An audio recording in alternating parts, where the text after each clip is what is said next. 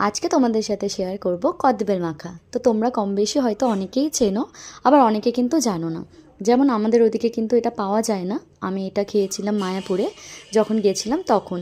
তো তখন থেকে আমার ভীষণ ফেভারিট। তারপর যখন মাসির বাড়িতে এসেছি, মেশো কিন্তু কিনে রেখেছিল। আর এখানে মেশো অনেকগুলো কদবেল নিয়েছিল, প্রায় 6টার মতো। আর দেখো, প্রত্যেকটাই ছিল পচা। তার মধ্যে মাত্র একটাই ছিল ভালো, যেটাকে করেছিলাম মাখা। কদবেলের সাইজ কিন্তু খুব বেশি একটা বড় হয় না, এরকম মিডিয়াম সাইজের মতোই হয়। আর ঠিক বেলের মতোই, কিন্তু এটা হয় একটু ছোট। তো এটা মাখার জন্য আমি যেটা নিয়ে নিয়েছিলাম সামান্য পরিমাণে চিনি, লঙ্কার গুঁড়ো এবং বিট নুন। আর নিয়ে নিয়েছিলাম সামান্য পরিমাণে সরষের তেল, আর ছিল ব্ল্যাক পেপার। তো তোমরা এটা কিন্তু স্কিপ করতে পারো, যাদের কাছে তোমার ব্ল্যাক পেপার থাকবে না তারা কিন্তু এটা স্কিপ করতে পারো।